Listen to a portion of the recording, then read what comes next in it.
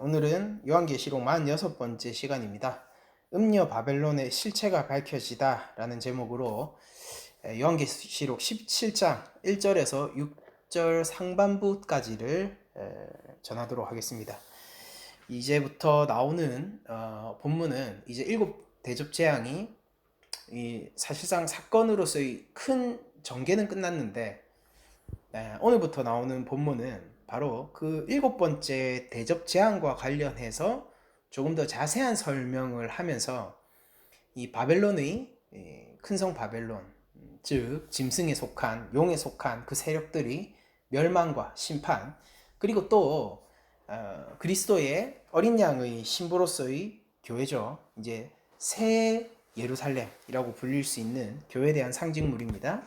어린 양 신부로서의 교회에 대한 어떤 승리의 이야기들을 우리에게 보여줌으로써 이 역사 끝에 일어날 사건으로서의 7번째 대접 재앙을 조금 더 심층 있게 살펴보고 있고, 이것을 여러분들이 좀 받아들이실 때 단순히 그냥 이 역사의 끝에 주님께서 다시 오실 때에 이런 일들이 그냥 벌어지겠구나로 받아들이시는 것이 아니라 바로 이런 형국을 향하여서 가고 있다.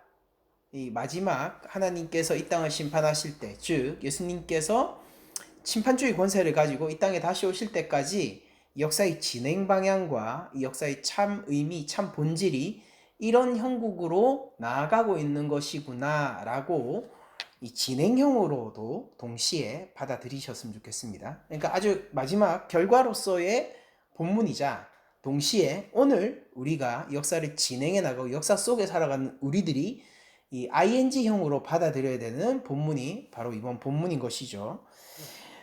먼저 이 첫 번째 요한계시록 17장 1절에서 6절 상반부까지 나타나는 본문은요, 바벨론에 대한 심판과 멸망을 하나님께서 이제 설명하시기 위해서 그 바벨론이라는 것의 본질을 밝혀주고 있어요. 그러니까 1차 독자인 요한 공동체, 즉 1세기 초대교회에 있어서는 이 바벨론이 바로 로마에 대한 메타포일 것이고요. 그리고 또한 오늘날 우리에게는 단순히 그냥 옛 로마를 상징하는 거구나 라고 끝나는 것이 아니라 하나님 앞에서 하나님을 거부하고 더 나아가서 하나님과 싸우기를 원하는 악한 세상에 속한 모든 것들의 이 본질적인 실체가 바로 여기 있다라고 이해를 하시면 좋을 것 같습니다. 그러니까 왜 바벨론이 심판을 받느냐면은 바로 이런 모습이 바벨론의 실체이기 때문에 심판을 받는 거거든요. 그러니까 세상이 왜 심판을 받느냐라고 한다면은 이 세상의 실체가 오늘 본문에서 나오는 것과 같은 성질의 세상이기 때문에 하나님 앞에서 마지막 심판을 받게 되는 것이거든요.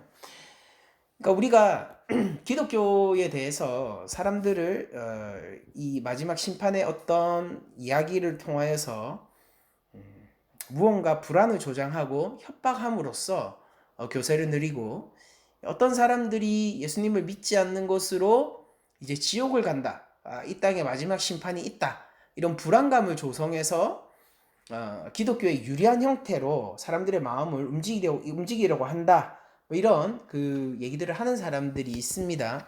물론 우리가 신앙을 받아들이고 믿음을 가지게 될 때에 어떤 심판에 대한 두려움과 하나님에 대한 경외감이 우리로 하여금 믿음으로 이끄는 데에 일조하는 도구이기는 하지만은, 그러나 우리가 기독교 신앙을 전하고 예수님의 복음을 전할 때에는 사실 두려움으로 그 사람을 움직이는 것이 아니라 구원의 감격으로 사실은 그 사람들을 움직이는 것이고요. 그리고 하나님을 경외하고 심판에 대한 두려움을 가지라라고 얘기하는 것은요, 그 사람들의 협박에서 그 사람들의 마음을 두렵게 하려는 의도가 아니라 사실은 그냥 원래 그렇다라는 것을 보여주기 위해서입니다. 그러니까 여기서 이제 차이가 있겠죠. 그러니까 우리 세상을 바라보고 인간을 바라보는 시각이 하나님도 없고, 인간이라는 것은 뭔가 선과 악을 통해 가지고 얘기할 수 있는 존재가 아니라 그냥 우리 이 땅 가운데서 그냥 살아가는 거고, 그냥 어쨌든 간에 우리가 자손을 번식하고 자손을 남기기 위해서 그냥 살아가고 내가 그냥 행복하기 위해서 살아가면서 나타나는 여러 가지 하모니고, 그냥 이런 것들은 성과 악의 어떤 카테고리 뭐 그런 식으로 표현하는 것은 너무 옛세대의 방식이며 오히려 조화, 음양 뭐 이런 것으로 이 세상을 바라봐야 된다라고 얘기하는 사람들은 제가 방금 얘기했던 이 세상의 실체가 이런 것이다 라는 까발리는 측면, 그러니까 마치 기자가 이 사회의 깊은 어둠을 고발하듯이 기사를 쓰는 형태로 말입니다. 그렇게 고발하듯이 이 세상을 까발린다 라는 기독교의 이런 심판에 대한 메시지를 동의하지 못하겠죠. 세계관의 차이인 거예요. 그러나 어쨌든 제가 믿는 바, 그리고 또한 제가 양심에 의해서 선언할 수밖에 없는 것은 이 땅은 하나님의 심판 앞에서 오늘 본문과도 같은 죄악의 성질을 가지고 있기 때문에 심판에 당하는 거예요. 그러니까 만약에 어떤 강도가 있다라고 한다면은 그 사람은 반드시 재판을 받아야 하고, 그가 강도질을 하고 남의 생명을 위협하거나 남의 재산을 착취한 만큼 그만큼 형량을 받고 이제 뭐 감옥을 가든지 아니면 뭐 어떤 처벌을 받든지 그런 결과물이 있어야겠죠. 그게 공정한 거니까요. 그런 것처럼 이 세상도 우리가 그저 낙관할 수 있고, 그리고 이 세상에 대해서 어떤 절대적으로 판단할 수 있는 가치 판단이 없다, 절대적인 기준 자체가 없다 라고만 이렇게 보는 것이 아니라면은, 제 입장에서는 이 땅은 하나님 앞에서 살아계신 하나님, 그리고 실체로서 존재하시고 이 땅의 주관자 되시고 창조자 되시는 하나님 앞에서 무언가 우리 인간들이 하나님의 형상으로서 살지 못한 것에 대한 책임을 져야 되고요. 그 책임이라는 것은 하나님 앞에서 죄악을 범했기 때문에 하나님의 심판으로서 이어지게 된다라는, 마치 이게 협박이 아니에요. 사회부 기자가 사회의 깊은 어떤 그 숨겨져 있던 죄악들, 그러나 아주 치명적이고 사회를 흔들 만한 그런 기사를 이 대한민국에 던지는 것과 같은 성질로 이 땅은 하나님의 심판 앞에 있다라고 그런 고발 기사를 던지고 싶은 거예요. 그러니까 누군가 이것을 듣고 두려워할 수도 있고 두려워하지 않을 수도 있는데, 저에게 중요한 것은 더 뭐냐면은요, 이 세상이 실제 이렇다라는 것을 알리는 것에 더 큰 목적이 있는 겁니다.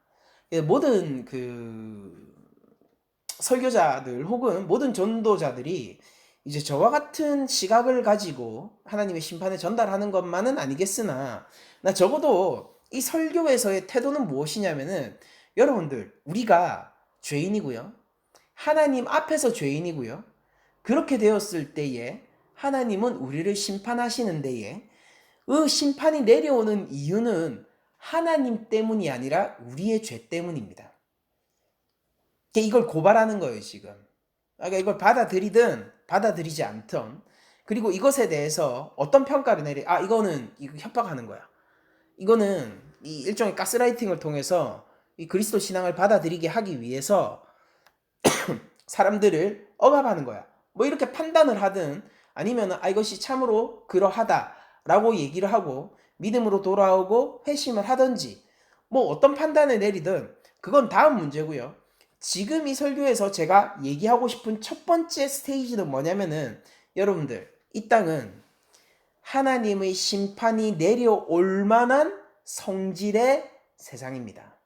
정확히 얘기하자면은 우리 인간들이 하나님을 미워하고 하나님을 떠났으며 기꺼이 하나님과 싸우기를 원하는 사람들이라는 거예요. 그러니까 여러분들 잘 생각하세요. 하나님과 싸우기를 원한다라는 키워드를 한번 잘 들어보세요. 사람들, 다시 한번 말씀드릴게요. 사람들은요, 하나님을 떠나고 하나님을 미워할 뿐 아니라 조건이 주어지고 기회가 주어진다면요, 하나님에게 관심 없던 자들, 신이라는 게 어딨어, 나는 그 신 같은 거 관심 없어 라고 하는 사람들 다 포함해서요, 그런 아주 그냥 그 나이브한 사람들까지 다 포함해서 제가 뭘 얘기하고 싶냐면은, 그러니까 우리 죄인들은요, 하나님과 싸울 만한 상황이 되잖아요. 그럼 모든 사람들이 기꺼이 하나님과 싸우기를 원한단 말입니다.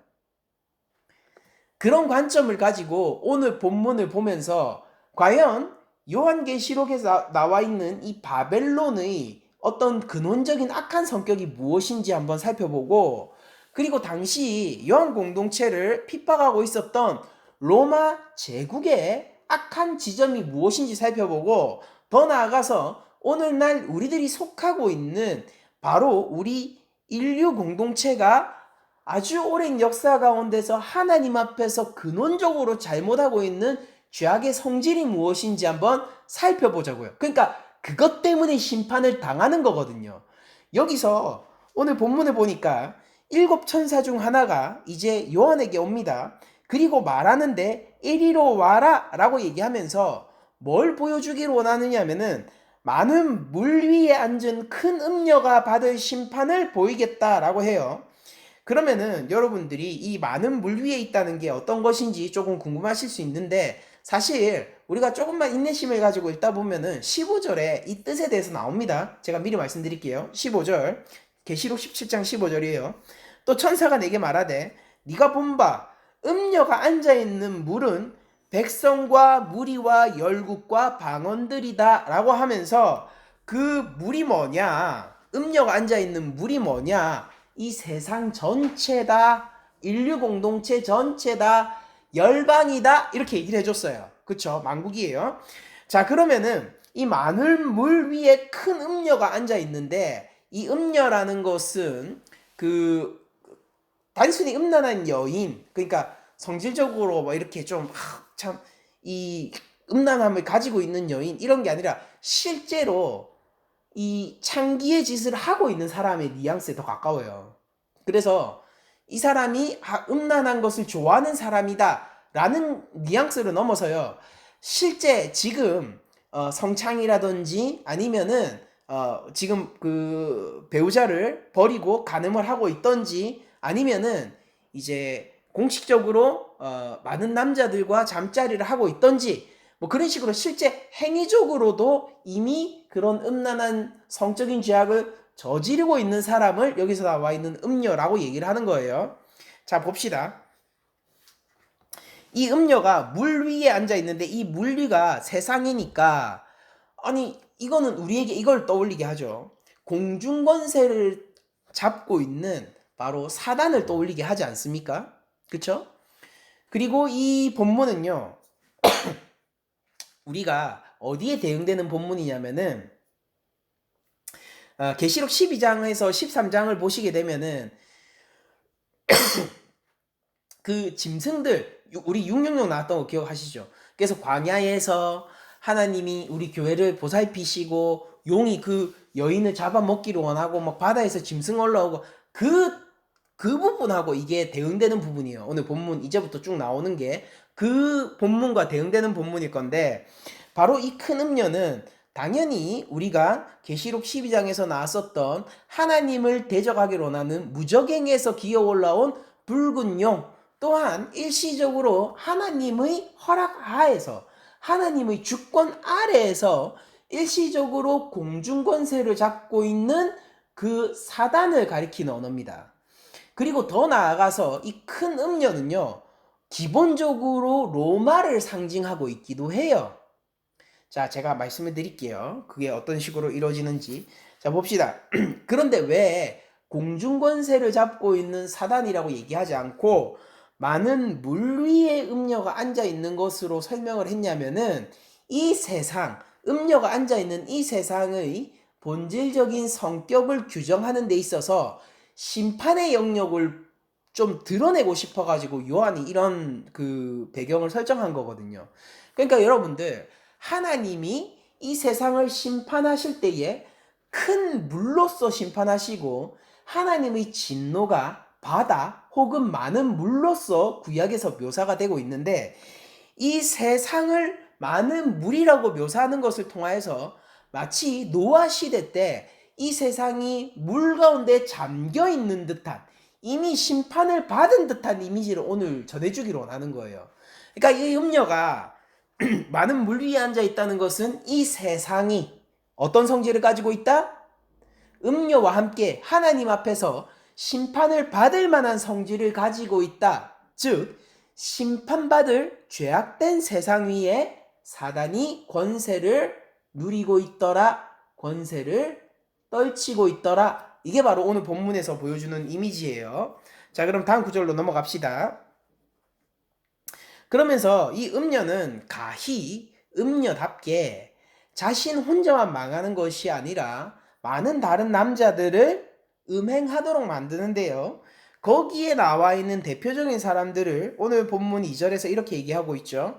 땅의 임금들도 그와 더불어 음행하였고 땅에 사는 자들도 그 음행의 포도주에 취하였다라고 얘기합니다. 그러면 많은 물이 백성과 무리와 열국과 방언이었는데요. 그쵸? 거기에서 왕과 백성들이 음녀와 함께하고 있는 것은 뭘 의미하는 겁니까? 그러니까 음녀의 그 간음 행위에 모두 함께 동참하고 있다는 걸 보여주죠.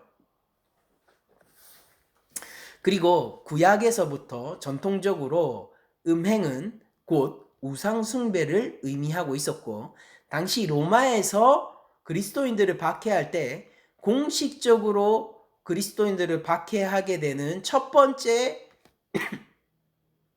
타이틀은 황제 숭배였습니다. 즉 우상 숭배였죠. 그러니까 그 잔을 함께 마시게 하는 것. 이게 바로 음녀가 하고 있는 것. 그리고 이미 많은 땅에 속한 왕들과 땅에 속한 백성들은 어떻게 되고 있어요? 그 포도주 잔을 이미 마시고 음행에 함께 참여하고 있어요. 그러니까 음녀는 오늘 본문에서도 계속 나오겠지만은 그냥 힘이 없는 존재가 아니라 아주 매혹적이고요. 땅에 권세 있는 자들을 유혹할 정도로 모든 백성들을 그 포도주에 함께 동참시킬 정도로 지혜롭기도 하고 유혹적이기도 하고 아름답기도 하고 먹을만 하기도 하고 달콤해 보이기도 하고 가히 하나님처럼 지혜롭게 할 만큼 아름다운 과실처럼 이 세상을 유혹하고 있는 것입니다. 그래서 천사가 지금 얘기한 이 장면 1절, 2절을 제가 해설을 해드리면은 이거죠. 요한에게 천사가 이렇게 얘기했어요. 봐라. 이 온 세상을 속이고 하나님 앞에서 죄짓게 하고 우상 숭배해서 심판받을 음녀가 있는 곳으로 내가 너를 데려가 주겠다. 그 심판을 내가 너한테 보여주겠다. 라고 얘기하는 겁니다. 그래서 이제 심판 본문들이 계속 나올 건데 오늘은 어디까지만 볼 거냐면은 이 음녀가 어떤 여자인지까지만 볼 거예요. 그래서 심판당하는 거예요. 정말로 심판받기에 합당하고 그 심판이 공정한 심판인지 이 음녀의 성질을 한번 봅시다. 3절 곧 성령으로 나를 데리고 광야로 가니라 라고 얘기를 합니다. 여러분들 이 본문이 어디 본문이라고 했어요? 계시록 12장 13장하고 대응하는 본문이라고 했죠. 요한계시록 12장 전반부를 보면은 광야는 어떤 곳입니까? 광야는요 하나님이 그 붉은 용으로부터 붉은 용이죠. 12장에서는 붉은 용이라고 나와요. 붉은 용으로부터 예수 그리스도를 잉태하고 해산하고 출산하게 하는 이 역사적인 신구약을 다 포함한 이 역사적인 교회를 지키고 따로 데려가고 양육하고 보호하는 공간이 광야였습니다. 그쵸? 그런데 오늘 보니까 이 음료도 어디에 있어요? 광야에 있어요. 그러니까 우리가 광야라는 것이 단순히 우리 출애굽기를 봐도 그렇지만은 광야라는 것이 단순히 그냥 보호만 있고 희희낙낙하게 그냥 하나님의 보호 속에만 있으면 되고 그러니까 하나님이 다 책임져 주시고 나의 과학의 그런 공간이 아니라 오늘 본문까지 보게 되면은 그 광야는 하나님이 절대적인 보호가 있는 한편 또 다른 한편으로 뭐가 있는 거예요? 사자처럼 우는 사단이 어떻게든 교회를 넘어뜨리기 위한 호시탐탐 노리는 정말로 입을 크게 벌리고 잡아먹으려고 노리는 그런 위협도 함께 공존하고 있는 것이 광야죠. 그러니까 하나님이 너를 지켜주겠다. 내가 너와 함께 하겠다. 라고 했던 공간은요. 그냥 온실 속의 화초처럼 클 수 있는 공간이 아니라 이 유혹들 앞에 맞서 싸워야 되고 음녀의 음행의 잔을 먹지 않아야 되는 그런 도전들이 함께 있는 공간이 하나님의 절대적인 보호가 있는 바로 그 광야라는 겁니다. 아이러니하죠. 그러니까 우리도 신앙의 삶을 살 때에 우리가 한편으로는 하나님의 절대적인 보호와 하나님 믿음의 절대성을 확신하고 그 안에서 보호받으면서 안전하게 살아가지만은 또 다른 한편으로는 우리의 믿음에 여러 가지 도전거리가 계속해서 생기게 되고 우리의 믿음을 낭망하게 하고 우리를 하나님 앞에서 원망하게 만들려고 하는 어떤 세상의 움직임들과 우리의 삶에서의 연약함 같은 것들이 계속해서 나오지 않습니까? 바로 그게 오늘 본문에 나오는 광야의 이 음녀가 서 있는 광경이에요. 그러니까 여기서부터도 벌써 어떤 게 보이냐면요.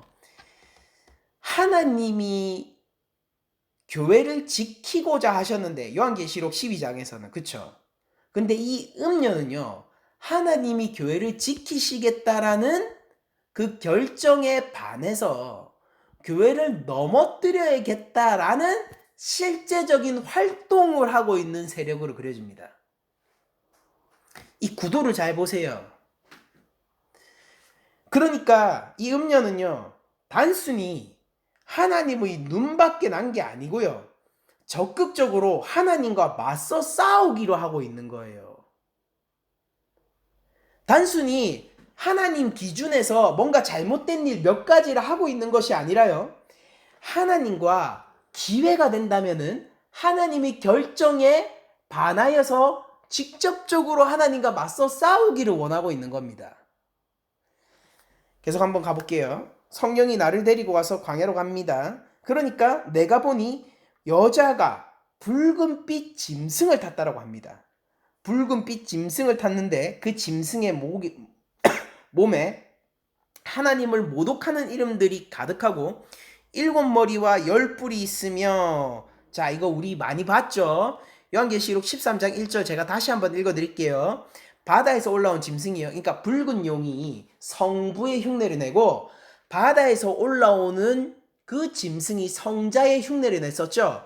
그 바다에서 올라온 짐승이 그러니까 이 그 로마 황제와 같은 그런 위치를 점하고 있는 그 짐승을 한번 제가 어떻게 표현했는지 요한계시록 13장 1절 다시 한번 읽어드리겠습니다. 내가 보니 바다에서 한 짐승이 나오는데 뿔이 10이요 머리가 7이라 그 뿔에는 10 왕관이 있고 그 머리들에는 신성 모독하는 이름들이 있더라. 오늘 본문에 나와 있는 붉은빛 짐승과 정확하게 동일한 모습을 하고 있죠. 근데 왜 붉은빛 짐승이냐면요. 우리가 요한계시록 12장에서 이들의 우두머리가 붉은 용이었잖아요. 그리고 이 붉은 용의 이미지를 오늘 요한계시록 그 17장에서 바다에 올라온 짐승의 색깔과 합침으로 말미암아 원래는 이 바다에서 올라온 짐승에 대한 어떤 색깔에 대한 표현들이 없었잖아요.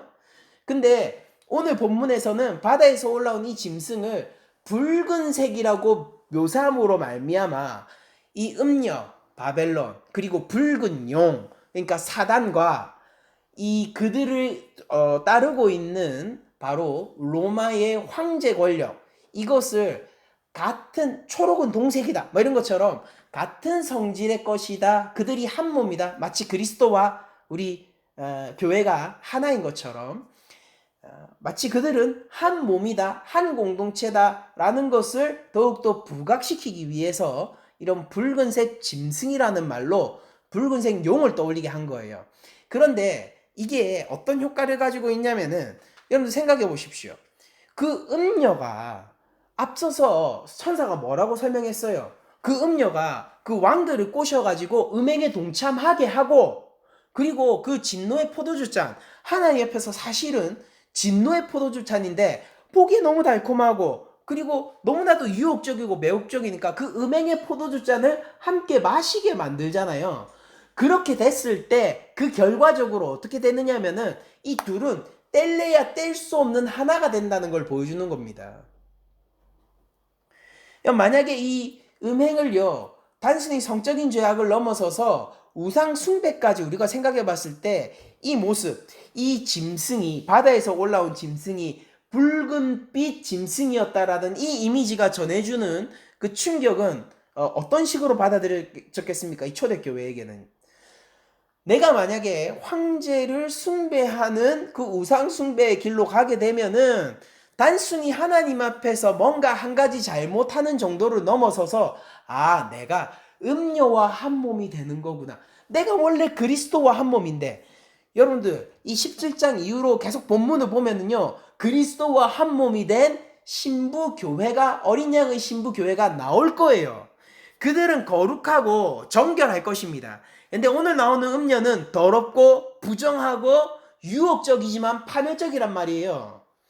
그러니까 내가 우상숭배를 하게 되면은 바로 이것이 달콤한 길처럼 보이고 나를 살릴 길처럼 보이지만은 내가 그리스도와 한몸됨을 떠나 이 음료와 한몸이 되겠구나 라는 위기감을 줄 거란 말입니다. 그리고 더 나아가서 로마라는 제국, 지금 그리스도인들이 핍박하는 제국들은요, 하나님 앞에서 반항하고 있고 하나님에게 정면으로 반기를 들고 있는 그 용의 세력과 한 몸이다라는 것을 동시에 보여주는 거란 말이에요.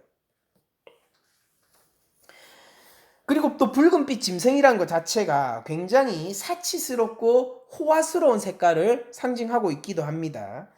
그러면은 이 짐승을 딱 타고 있는 이 음녀의 모습은 무엇이냐? 17장 4절, 그 여자는 자줏빛과 붉은빛 옷을 입고, 여러분들 자줏빛 옷이 무엇입니까? 보라색이죠. 근데 이거 뭐예요? 왕의 옷이에요. 동시에 그겁니다. 왕이 오시면서 동시에 아주 돈 많은 귀족들이 입을 수 있는 옷이었단 말이에요. 그러니까 그때는 지금처럼 염료 기술이 발달하지 않으니까 이런 자줏빛 옷을 만들기 위해서는 옷 하나를 염색하는 거잖아요. 그렇게 하려면은 이런 그 바다에서 사는 이런 달팽이들, 이런 것들을 모아가지고, 그 점액질 모아가지고 이거 그 염색을 하고 이렇게 했었거든요. 그러니까 얼마나 이 염료를 구하기가 희소한 그 염료의 색깔 중에 하나였겠습니까? 그러니까 이 자줏빛 옷을 입고 있는 것은 아주 귀족이거나 아주 돈이 많거나 황제거나 그런 거란 말이에요. 그래서 이 여자가 자줏빛과 붉은빛으로 옷을 입고 있고, 그러니까 부자의 옷이죠. 권력의 옷이에요. 왕의 옷이에요. 거기서 그치지 않고 용모를 봅시다. 금과 보석과 진주로 꾸미고 아주 화려하죠. 아주 아름다워요. 그리고 금잔을 가졌습니다. 여러분들, 그러니까 음행의 포도주 잔은요, 무슨 부글부글, 뭐 마녀가 무슨 잡탕을 끓인 것처럼 부글부글 막 먹으면 불길하고 검은색 잔에 담겨서 오는 것이 아니라 아주 아름답고, 먹으면은 불로 장생할 것 같고, 먹으면은 가히 나를 지혜롭게 할 만하고 가히 내 생명을 지켜줄 것만 같은 모양으로 온단 말이에요. 그러니까 진짜 우리의 대적은요, 사단의 모습으로 안 와요. 천사의 모습으로 오죠. 금잔을 가졌는데 그 금잔에 사실은 뭐가 있다는 거예요? 겉모습은 너무나도 화려하고 너무나도 사치스럽기도 하고 너무나도 유혹적이고 매혹적이고 왕처럼도 보이고요. 왕처럼도 보이는 거예요. 예수님은 십자가에 달렸는데 여기 있는 로마 황제는 진짜 왕처럼 보이는 거예요. 그렇긴 한데 중요한 건 뭐냐면은 그 내용물입니다. 그 내용물이 뭐냐면 가증한 물건과 그 음행의 더러운 것이 가득한 금잔을 들고 있는 겁니다. 여러분들, 앞서서 이미 천사가 선언했듯이 땅에 속한 자들, 임금이고 그냥 백성이고 할 것 없이요, 땅에 속한 자들은 음행의 포도주잔을 함께 나눴죠. 음행을 실제 저질렀어요. 근데 그게 아주 사치스럽고 호화롭고 풍성하고 부와 권력이 가득한 길에 동참하는 것 같지만은 그 내용물이 뭐라는 겁니까? 가증하고 음행에 더러운 것이 가득한 그 길로 갔다라는 겁니다. 마치 그런 거예요. TV에 나와서 우리들이 부러워하는 그 연예인들의 모습들을 저희들이 보잖아요. 특히 뭐 이런 결혼 생활을 보여주는 이런 프로그램에 나와서 그들은 아주 넓은 집에 살고요. 거기에서 자녀들은요, 거기서 부모랑 이제 캠핑도 다니고 뭐가 있으면 막 놀러도 다니고 그 일반적으로 있을 수 없는 일반 사람들이 상상할 수 없는 생활 패턴들을 가지고 있고 너무 여유로워 보이고 그 둘은 관계가 너무 좋아 보이고 이렇게 하는데요. 그게 겉으로 보이는 TV의 이미지고 사람들이 선망하도록 만들어진 이미지고 실제 그 부부 생활 안으로 들어가면 어떨지 모르죠. 어떨지 모르는 거예요. 그러니까 하나님을 떠나서 이 세상을 따르는 길은 어떤 거냐면은 가히 희망찬 길처럼 보이고 권력과 힘을 줄 수 있는 길, 나의 안전을 보장하고 그리고 마음껏 행복을 주는 열매가 풍성히 먹을 수 있는 금잔의 길로 보이지만은 그러나 그 속이 어떤지는 겉으로만 봐서 모르는 거예요. 겉으로만 봐서 모르는 겁니다.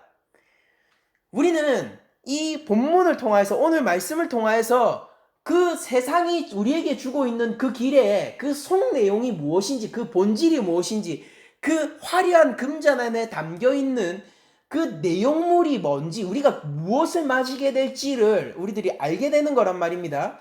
그 달콤한 금잔 안에는 음행에 가득한 것과 더러운 것들이 가득해서 하나님이 미워하는 것들이 가득해서 결국 하나님 앞에서 멸망을 받게 되고 그들이 입은 붉은 옷을 우리가 함께 입게 되는 최악의 상황으로 나아갈 수밖에 없다는 것을 보여주고 있단 말입니다.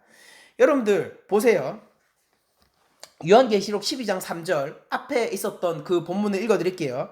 하늘에 또 다른 이적이 보이니 보라 한 큰 붉은 용이 있어 머리가 7이요 뿔이 10이라 그 여러 머리에는 7 왕관이 있는데 라고 하면서 이 붉은 용의 모습을 어떻게 이때는 너무나도 불안하게 보이죠. 이때는 딱 봐도 이 용은 하나님의 대적이며 우리를 위협한다는 모습이 한눈에 보인단 말이에요.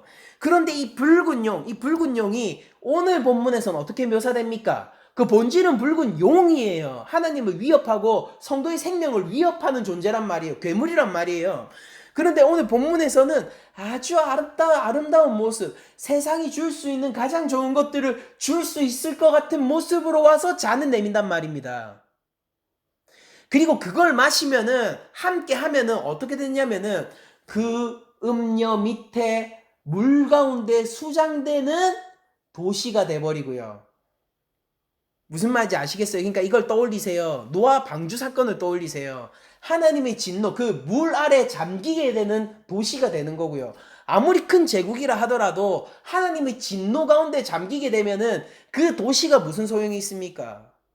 여러분들 아무리 높은 아파트고 아무리 좋은 건물이 있다고 해도요. 하나님이 진노 아래 잠기게 되면 그게 무슨 소용이 있겠어요?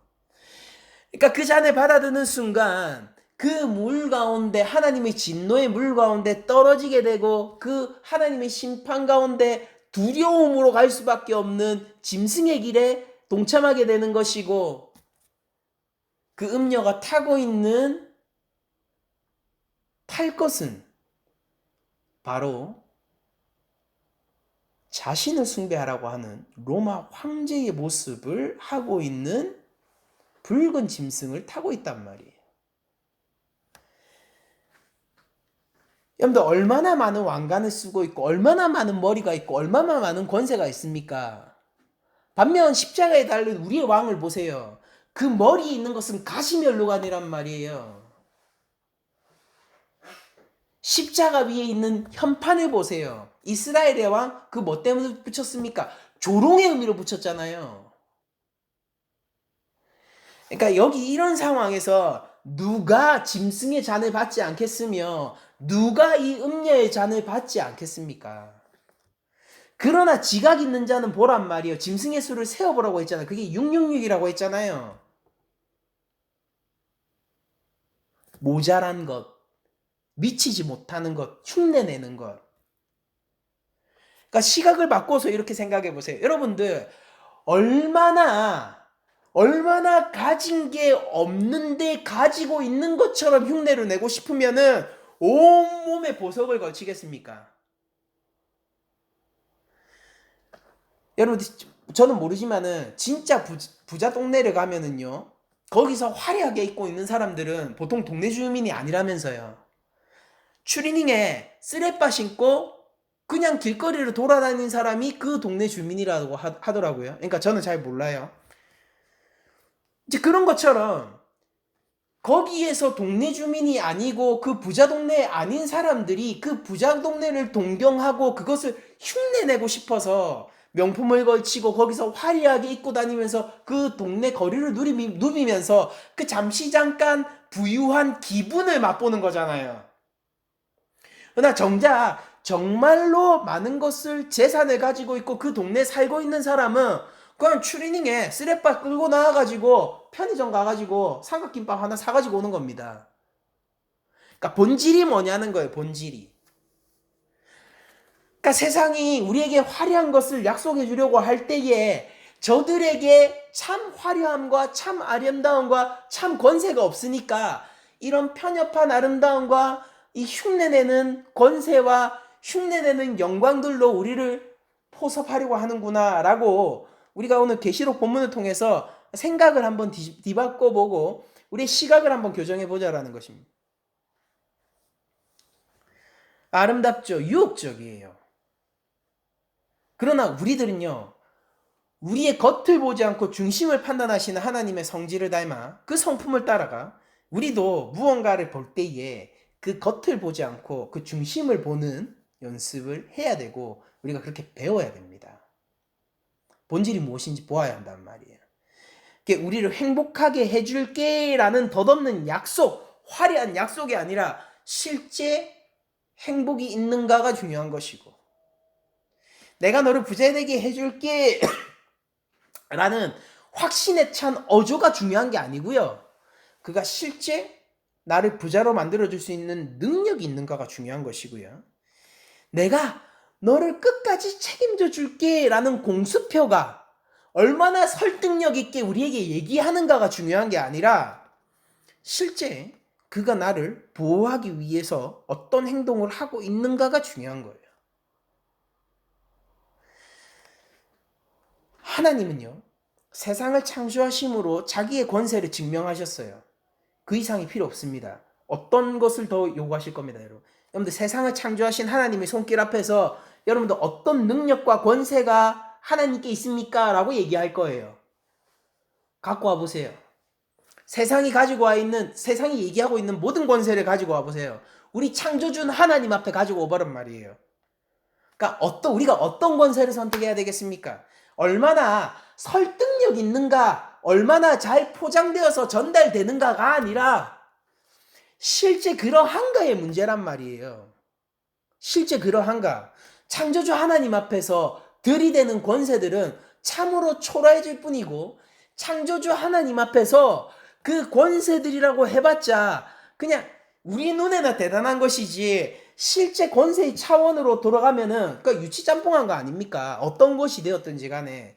그리고 우리를 여기 오면 행복하게 해줄게, 지켜줄게, 부자되게 해줄게 그게 아니라 실제 어떻게 행동을 하고 있냔 말이에요. 어떻게 행동을 하고 있냔 말이에요.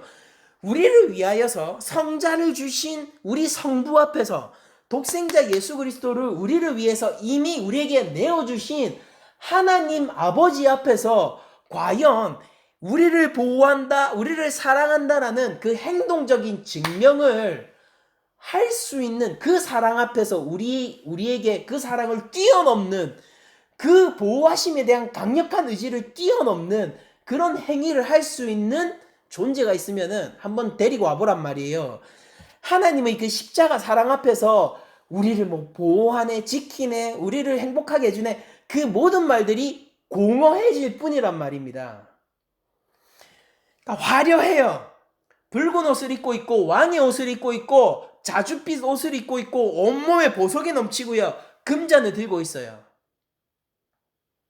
그러나 주님이 마지막 만찬에서 떼어주신 그 무교병 한 조각과 보잘것없는 그릇에 담긴 그 포도주 한 모금보다 우리에게 더 큰 사랑과 더 큰 안식을 가져다 주는 것은 없단 말입니다. 금잔이 문제가 아니에요. 왜냐하면은 그 보잘것없는 포도주 잔 안에 담긴 것은 그분의 피이기 때문입니다. 무교병, 그러니까 맛없는 떡이잖아요. 맛없는 빵이에요. 그게 중요한 게 아니에요. 맛이 있네 없네 그게 중요한 게 아니란 말이에요. 왜냐면은 그 떡은 주께서 우리에게 직접 주시는 그분의 살이기 때문입니다. 십자가 위에서 자신의 모든 것을 내어주신 예수 그리스도를 생각해 볼 때에 우리가 입어야 할 옷이 이 붉고 화려하고 아름다운 옷인지 아니면은 거룩한 흰 세마포 옷인지 정하는 것은 매우 매우 쉽고 간단한 일입니다. 그런 것처럼 보이는 것과 실제 그러한 것 사이에서 판단을 하는 것은 매우 매우 쉬운 일이에요. 우리에게 필요한 건 딱 한 가지입니다. 진짜 하나님이신 것을 아는 것. 그 이상의 지혜가 우리에겐 필요 없고 우리의 예수님이 우리의 구주라는 사실을 아는 것. 그 이상으로 우리가 신부됨에 있어서 필요한 지식은 없습니다. 그것으로 충분한 것이죠. 그리고 오늘 본문을 보게 되면은 그 음행한 여인의 정체를 이런 식으로 밝히고 있어요. 5절 그의 이마에 이름이 기록되었으되 비밀이다 라고 얘기하면서 지금 뭐라고 하고 있어요? 이거 상징이고 메타포다 밝히고 있죠. 그러니까 이게 뭐 비밀이다 라고 해서 이거 말할 수 없어 너희들이 알아내봐 라고 비밀이라고 적은 게 아니고요. 그 이마에 이름이 기록되어 있는데 이게 암호야 라고 미리 밝혀주고 있는 겁니다. 야, 후대의 독자들아 너희들 이 비밀을 아주 깊이 신비하게 숨겨놨으니까 그 이마에 이름이 뭔지 너희들이 한번 잘 생각해봐 이렇게 하는 게 아니라 자 지금부터 이마에 기록된 이름을 알려줄게. 근데 그거 문자 그대로 받아들이지 말고 이거 비밀이라고 얘기했지 이거 암호라고 얘기했지 그러니까 알 수 있지 뜻을 바로 알 수 있지 이 암호문의 참 뜻이 뭔지 알 수 있지 이렇게 얘기하는 거예요. 그럼 그 비밀이 뭐냐 그 이마 이름이 뭐냐 큰 바벨론 바로 얘기해 주죠. 큰 바벨론 땅의 음녀들과 가증한 것들이 엄이다라고 얘기하면서 사단을 얘기하고 또한 이것이 현재 로마 황제의 어떤 위치임을 보여주고 있습니다. 여러분들 바벨론은 로마와 매우 공통점이 그리스도인들 입장에서 매우 공통점이 많은데요. 그 바벨론이 예전에 어떤 나라였습니까? 이스라엘을 하나님 백성인 이스라엘을 함락하고요. 그 성전을 무너뜨리고 그 백성들을 강제로 하나님 언약의 땅에서 떠나게 했던 존재입니다. 자신의 나라로 포로로 끌고 갔던 존재예요. 근데 로마도 똑같아요. 로마도 하나님의 백성 교회들을요 강제로 무너뜨리고요. 로마도 실제 그 성전을 무너뜨렸죠. 제가 말하는 건 물리적인 그 건축물로서의 성전이에요. 로마는 실제로 그 건축물로서의 성전도 무너뜨렸고요. 그리고 더 나아가서 하나님의 거룩한 성전이 되는 이 교회를 강압적으로 강탈해 가려고 하고요. 그 바벨론이 하나님의 백성들을 포로로 끌려갔던 것처럼 그들을 예수 그리스도 하나님 나라 즉 예수 그리스도의 신부에서 강제로 음료의 신부 그리고 로마 황제에 속한 황제의 백성으로 강제적으로 신분을 전환시키려는 시도를 계속 한단 말입니다. 근데 이게 우상숭배와 연관이 되어 있고 이것이 음행과 연관되어 있고 그리고 그 가증한 것들이 곧 우리를 하나님을 떠나게 하는 예수 그리스도의 신부가 되지 못하게 하는 중차대한 사건이라는 것을 보여주고 있는 거예요. 여러분들 한번 정리를 해볼게요. 이 음녀는 어떤 여자입니까? 음녀는 아름다워요. 매혹적입니다. 그러나 음행하는 여자예요. 이 이상의 표현이 없죠. 음녀는 뭡니까? 권세를 가지고 있고요. 살 길을 내어줄 것처럼 보이고요. 우리에게 목마르지 않은 물을 줄 것 같아요. 근데 그 금잔 안에 담긴 것이 무엇이었습니까? 가증한 것과 음행에 더러운 거예요. 뭡니까? 심판의 길을 우리에게 제시한다라는 겁니다. 요한 공동체에 있었던 초대 교회들은요. 이 황제 숭배를 따르면은 살 줄 알았으나 죽게 될 거고요. 황제 숭배를 거부하는 자들은 죽을 줄 알았으나 살게 될 거란 말이에요. 누구 앞에서? 하나님 앞에서요. 그러니까 요한이 미리 이 비전을 보여줌으로써 많은 성도들에게 이 초대교회의 이 지금 박해를 받고 있고 지금 순교를 하고 있는 이 성도들에게 이 비전을 보여줌으로써 이렇게 독려하는 겁니다. 바벨론이 이것 때문에 심판당할 거야. 근데 그 길에 동참할 건 아니지. 바벨론이 이것 때문에 하나님 앞에서 심판이 예비되어 있고 천사가 이미 나에게 이것을 보여주고 있어. 그런데 그 길에 동참할 건 아니지. 이렇게 반문을 하는 거란 말이에요. 그래서 마지막으로 오늘 본문 마지막 6절 상반부만 보는 거예요. 6절 상반부가 또 내가 보매 이 여자가 성도들의 피와 예수들의 증인의 피에 취했다라고 하면서 당시 성도들을 순교로 매몰던 로마 제국의 아주 폭력적인 진압 상황을 묘사하고 있습니다. 실제 이때 당시는 성도들의 핍박을 받고 있다. 이게 사회적으로 멸시를 받는다. 이 정도가 아니라 정말로 피를 흘리는 핍박이고 군대가 쫓아와서 그들을 잡아가서 감옥에 가두고 고문하고 실제 사형을 시키고 있던 그런 상황을 묘사하고 있단 말이에요.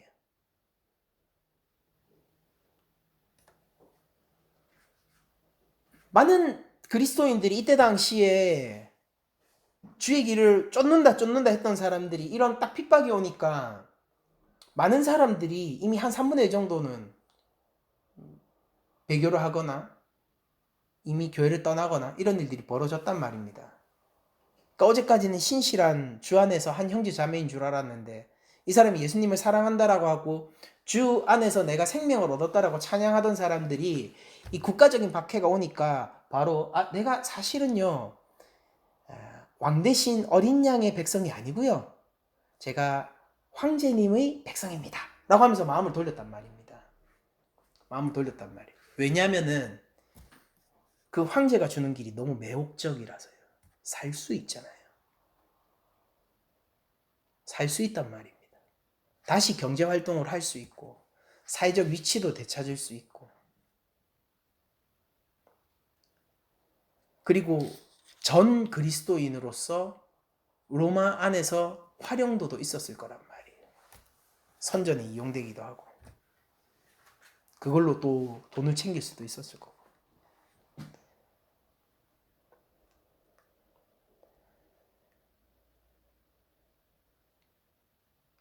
근데 이게 다 뭐냐면요 하나님 앞에서 단순히 잘못 몇 가지를 하는 게 아니고요 하나님 기준에서 뭔가 어긋나 가지고 하나님 눈밖으로 어긋나는 일을 몇 개 해가지고 심판을 받는 정도가 아니고요 이 상황 자체가 뭐냐면은 하나님에게 될 수 있으면 싸움을 걸려고 하는 상황인 겁니다. 상황이 만들어지면은 성도인 척하고 있다가 심지어는 어린 양의 신부인 척하고 있다가 상황만 주어지고 만들어지면은 하나님께 기꺼이 싸움을 걸기를 원하는 그런 그들의 숨겨진 실체가 이 죄인들이 하나님 앞에서 심판받는 아주 치명적인 독소로서의 죄라는 것을 보여주고 있는 거란 말이에요. 우리 교회 안에도 하나님 믿는다고 하는 사람 많고 예수님을 믿는다고 하는 사람도 많습니다. 그리고 그 가운데서는 그들의 말과는 다르게 언젠가 기회만 생기고 장만 열린다면 하나님 앞에 직접적으로 대들면서 싸우려고 하는 사람들도 숨어 있겠죠. 더 나아가서 이 세상은 하나님에게 관심 없는 그런 이 허무주의적인 세상이 아니에요. 그들은 적극적으로 상황만 주어진다면 하나님에게 대들고 싸우기를 원한단 말입니다. 여러분들 요한복음 3장 16절 우리들이 다 잘 알고 있죠. 왜냐면은 너무나도 유명한 구절이니까. 하나님이 세상을 이처럼 사랑하사 독생자를 주셨으니 이는 저를 믿는 자마다 영생을 얻게 하려 하심이라. 그러니까 구원을 이 땅 가운데 주시고 영원한 생명을 이 땅 가운데 주시려고 하는 게 하나님의 뜻이에요. 그러니까 하나님의 뜻이에요. 그러니까 그 행동을 하나님이 하고 계세요. 그 액션을 어느 레벨로 했냐면요. 독생자를 이 땅에 성육신시켜서요. 종의 형상을 입게 해서 그 종들의 손에 의해 가지고 십자가에 달려 죽게 하면서 그것도 모자라서 자신의 손으로 독생자를 쳐내버리고 영원한 삼위일체 가운데에서 끊어버리기까지 그 죄의 결과를 묻게 한 레벨로 액션을 하셨어요. 요한복음 3장 16절은 나이브한 구절이 아니에요. 아 그래 우리 하나님은 참 사랑이 많으시지, 그걸 얘기하는 게 아니라요. 하나님이 얼마나 철저하게 이 땅 가운데 사랑과 구원의 뜻을 보여주시고 계신가를 증명하는 구절이란 말입니다. 그러니까 이 땅에는요, 하나님의 기준이 있고요. 하나님 저기 멀찌감치 서가지고 그래 너희들 잘하나 안 하나, 그래 이거 잘못하면은 1점 감점, 이거 잘못하면 2점 감점, 이거 잘못하면 3점 감점, 너 5점 감점 됐네, 그럼 너 끝. 이런 식으로 그냥 시험관처럼 재판관의 역할만 하는 게 아니라 하나님은 세상을 이처럼 사랑하사 독생자를 주셨단 말입니다. 그 레벨로 액션을 하셨다고요. 행동을 하셨다고요. 그러면은 우리가 예수님을 믿지 않는 거, 이거 한번 생각해 봅시다. 예수님을 믿지 않아요. 그러니까 신에 대해서 관심이 없어요. 그러니까 신이라는 거는 내 인생에서 별로 중요한 것도 아니고 생각해 본 적도 없고, 그러니까 예수님이라는 존재는 뭐 그냥 좋은 사람이고, 그냥 기독교는 종교겠지, 뭐 종교끼리 통합하고, 그냥 우리들이 그냥 나이브하게 생각하는 그런 사람들 있잖아요. 그러니까 그들은 별로 잘못이 없는 것 같고, 그냥 이 그라운드에서 기독교에서 얘기하는 뭐 심판이니 뭐 생명이니 천국이니 얘기하는 이 그라운드에서 빠져 있는 것처럼 보이지 않습니까? 그들은 이 플레이그라운드에서 그냥 응원석 혹은 관중석에서 이걸 지켜보는 사람들처럼 행동하고 있으니까 우리도 마치 그 사람들이 그런 처지에 있는 것처럼 생각할 때가 많은데, 진실은 뭐냐면은 이 땅 가운데 하나님이 하신 사랑의 액션이 독생자를 내어주는 것까지 액션을 하셨습니다. 그럼 거기에서 그 사실에 관심이 없는 사람들은요, 어떤 사람들이냐면은 이 논외자가 아니라 하나님이 그를 위해서 독생자를 주셨는데 그가 거기에 관심이 없다는 사실이 증명하는 것은 그는 기회가 있으면은 이것이 관심이 없는 정도를 넘어서 하나님과 싸울 수 있는 사람이라는 걸 보여주는 거예요. 여러분들 이거 잘 이해가 안 가세요? 한번 생각해 봅시다. 보세요. 누군가가 큰 선물을 받았는데요. 거기에 뭐 가치를 부여하지도 않고 그 가치를 알지도 못하고 그거를 이 쓰레기처럼 여겨요. 아무것도 없는, 그냥 아무 관심이 없는 것처럼 여기고, 그러니까 그게 내 삶 속에서 들어오면 안 되는 것처럼 여겨요. 내 삶 속에서 그 선물이 들어오면 안 되는 것처럼 여긴단 말이에요. 그런데 그 가치 있는 선물을 한 사람은 그 사람 삶 가운데, 그의 일상 가운데 이 선물이 사용되기를 원하거든요. 그게 뭐든 상관없어요. 뭐 가방이든 컴퓨터든 뭐든 아무 때나 상상을 해보십시오. 그러면은 비싼 돈을 들여서 내가 할 수 있는 최대한의 성의를 보여서 그 사람의 일상에 도움이 되게 하기 위해서, 그 사람의 인생을 좀 어느 정도 바꿔주기 위해서 그런 선물을 했는데, 그 사람이 이 선물에 관심이 없는 것처럼 이 선물이 내 삶 가운데 들어오면 안 되고 내 일상의 어떤 한 영역을 차지하면 안 되는 것처럼 행동하고 있는데, 그 이유는 뭘까요? 단순히 괘씸한 이 정도가 아니죠, 여러분들. 그 이유가 뭐겠냐고. 그 사람이 그런 생각을 하고 있는 이유가 뭐겠냐고요. 몰라서가 아니에요. 그게 아니라 이 선물을 거부하는 것이고, 이 선물을 주려고 더 강하게 밀고 들어오면 이 사람은 그 선물을 주는 사람과 싸울 거란 말이에요. 왜 이거 상관없다라고 하는 거예요? 왜 이거 내 삶 속에서 그냥 관심 없다라고 하는 거예요? 그건 관심이 없는 게 아니라 이 선물이 내 삶 속에 들어오면 안 된다라는 겁니다. 들어오면 안 된다라는 거예요. 이게 어떤 감각인지 예수님을 믿기 전인 우리들은 알잖아요. 여러분들 생각해 보세요. 그러면 우리가 만약에 그런 아웃사이드에 있는 것 같은 사람들, 관중석에 있는 것 같은 사람들한테 복음을 전하고 저 사람에게 하나님의 심판을 전하고 예수 그리스도를 믿을 것을 전한다. 우리 마치 시사고발 기자처럼 그 상황을 보여준다라고 하면은 그 사람은 어떻게 할까요? 이걸 강하게 밀어붙이면은 그 사람은 어떻게 할까요? 그때도 그 플레이그라운드에 들어와 있지 않은 사람처럼 할까요? 아니면 적군편에 서 있을까요? 이건 단순히 무리하기 때문에 그런 거와는 차원이 다른 거예요. 서로 잘 대화하면서, 한국에선 그런 문화가 잘 없는데 서로 잘 대화하면서요, 서로 설득하고 서로 얘기를 해가면서 자기가 가지고 있는 이 믿음과 저 사람이 가지고 있는 삶에 대한 신념을 우리들이 조용히 토론해보고 그리고 서로 이해해보려고 하잖아요. 그런 시도를 해보세요. 그러면 이상하게도 다른 삶의 신념을 가지고 있는 사람들과 그 사람이 통하는 면이 있을지는 몰라도요. 그리고 내가 가지고 있는 삶의 방식과 저 사람이 생각하는 삶의 방식 가운데 통하고 어떤 지점은 합의를 이루는 지점이 있을지 몰라도요. 이 복음과 관련된 지점에서는 단 한 번도 여러분들이 합의를 맛볼 수가 없을 겁니다. 경험적으로도 그랬고요. 이거 원래 성경에 기록된 바도 그래요. 그러니까 안 돼요. 제가 무슨 얘기를 하고 싶냐면요, 세상에 많은 방관자가 있는 것처럼 보이잖아요. 여러분들, 그들은 방관자가 아니고요, 많은 물 아래 가운데 붉은 짐승을 탄 음녀와 함께 하고 있고, 그들은 만약에 어떤 기회가 생기고 판만 깔아진다면은 기꺼이 하나님과 맞서 싸울 거라는 사실입니다. 편이 정해져 있어요. 부회자인 것처럼 하고 있을 뿐이죠. 실제로 그들이 관중석에 있는 것처럼 행동하는 것이지 그들의 본질이 관중이 아니란 말입니다. 하나님의 반대편, 음녀의 나라에 속한 백성이라는 거예요. 즉 오늘 본문에 나온 바 땅에 속한 자들요.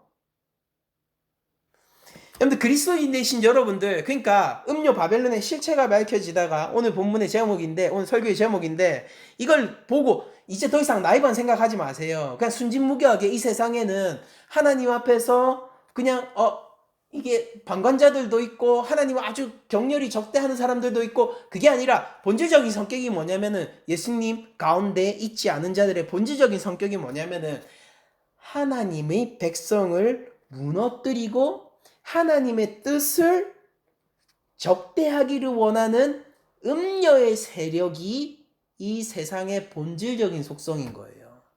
우리가 어디서 구원을 받았냐면요, 이 죄악된 곳에서 구원받은 겁니다. 우리가 어디서 구원을 받았냐면은 바로 이 음녀의 백성 가운데, 즉 바로의 백성으로서 벽돌 만들다가 홍해 건넌 거란 말이에요. 그 누구도 자기 삶의 주인이 자기인 사람은 없어요. 현대인의 잘못된 신화 가운데 하나입니다. 누가 자기 인생을 나는 내 삶의 주인이 나니까 내 마음대로 할 거야. 그래, 살아보세요. 삶에서 통제 가능한 부분이 어디 얼마나 있어요. 그런 사람, 그렇게 우리가 살다 보면 알게 되죠. 이 삶이라는 것이 내 뜻대로 되는 것도 아니고 내가 원하는 대로 되는 것도 아니고, 어쩌면은 이 인생이라는 것이 그냥 거대한 힘에 의해서 굴러가는 거구나, 그렇게 생각하게 되죠. 그런데도 자기의 삶의 주인이 자기라고 주체적으로 살려고 한다고요. 그래, 그런 태도를 가지는 것은 좋습니다. 그렇게 하는 게 그냥 피동적으로 사는 것보다는 훨씬 좋은 삶의 결과를 가지고 올 수 있게 되겠죠.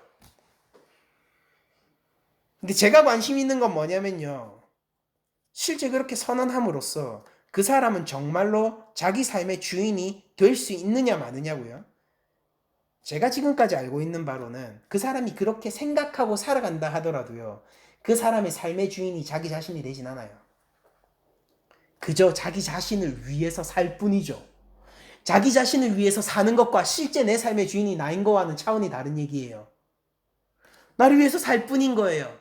그러나 그 삶은 어디에 속해 있는 것입니까? 세상 가운데 속해 있는 것이고, 달리 얘기하자면 하나님 반대편에서 기꺼이 하나님과 싸우기를 원하는 그 세력, 사단의 세력 가운데 포함되어 있는 거예요.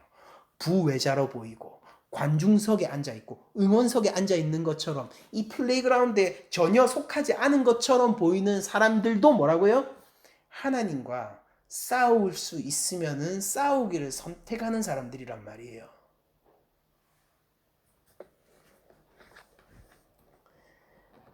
여러분들 우리 예수님 믿는 게 얼마나 큰 복이냐면은 정말로 제 목회 인생을 걸고 여러분들한테 이거 한번 내기를 걸어도 좋아요. 정말로요.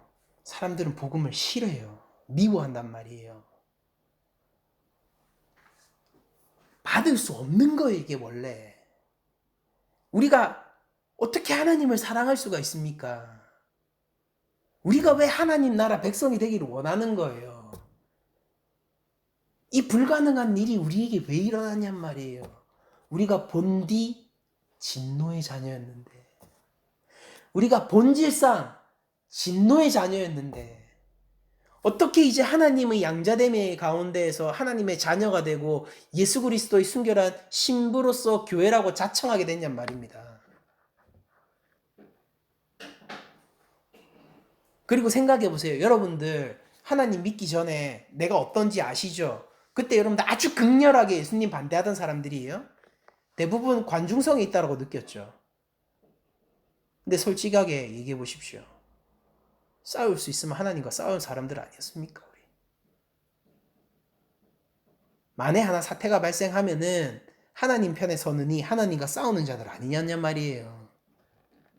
편이 없고 중립적인 것처럼 보였지만은 사실 우리 특정 세력에 속해 있었죠. 예수님 믿기 전에 말입니다. 우리가 그런 세상이었으면 이 세상도 그런 세상인 거예요.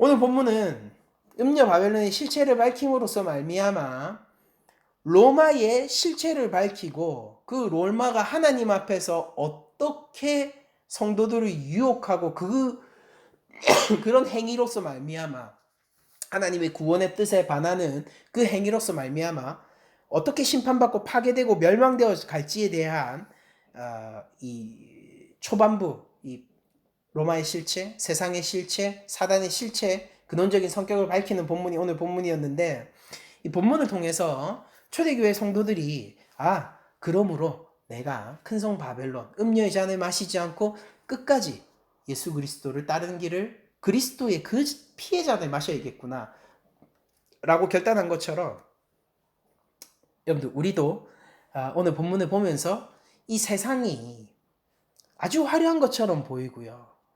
우리에게 많은 안정과 많은 권세와 힘을 줄 수 있는 것처럼 그런 것들이 약속할 수 있는 것처럼 보인다 하더라도 유혹적이고 매혹적으로 보인다 하더라도 우리가 예수님을 믿고 예수님의 끝까지 따라가기로 결단하는 성도들이 되었으면 좋겠고 더 나아가서 우리가 방관자처럼 보이는 것 이런 것들이 허상이란 것을 알아서 우리도 신앙생활 하면서 방관자처럼 하면 안 돼요.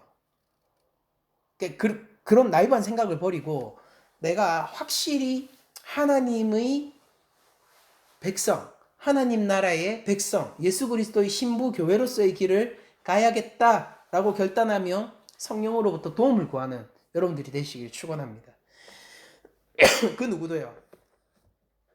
누구도 하나님의 판단과 하나님의 정확한 이 심판 앞에서 견딜 수 있는 사람이 없습니다. 그 누구도요. 왜냐면 너무 공정할 거라서 거기서 견딜 수 있는 사람이 없을 거예요. 그리고 하나님이 너무 거룩하셔서 누구도 견딜 수 없을 거예요. 그러므로 하나님의 뜻에 정면으로 맞서서 하나님의 보호가 있는 광야 위에 서서 하나님의 보호를 깨뜨리려고 하나님과 싸우는 자들과 함께 하지 마십시오. 우리의 길은 하나예요. 이 광야 가운데서 하나님의 보호를 받는 편입니다. 이 광야 가운데서 하나님의 예배하신 가운데 이 독수리가 자기 새끼를 날개로 업고 가듯이 하나님의 날개 위에 타서 성령의 도우심으로 이 광야를 안전하게 만나와 반석에서 솟아나는 물들을 마시며 나아가는 것. 우리와 함께 하시는 그 성막의 셰키나의 영광 가운데서 이스라엘이 행진했던 것처럼 우리와 함께 하시는 하나님과 매일 살아가는 그 길로서 이 광야를 그 어떤 위협도 없이 안전하게 살아가는 성도가 되는 길이 우리들이 선택할 길입니다. 광야는 위협이 있어요. 광야에는 음녀가 있어요. 광야에는 유혹이 있어요. 그러나 예수님이 광야에서 사단을 물리치셨고, 그러나 계시록에 기록된 바 광야는 하나님이 우리를 위해서 예배하시고 우리를 키우시고 우리를 보호하시는 장소입니다. 그러므로 이 위험한 광야에서, 이 위험한 그리고 치명적인 광야의 길에서 하나님을 따라다니며 안전하게, 그 어떤 위협도 없이 평안하게 성장해 가시는 여러분들이 되시기를 다시 한번 축원드리면서 모든 말씀을 마치도록 하겠습니다.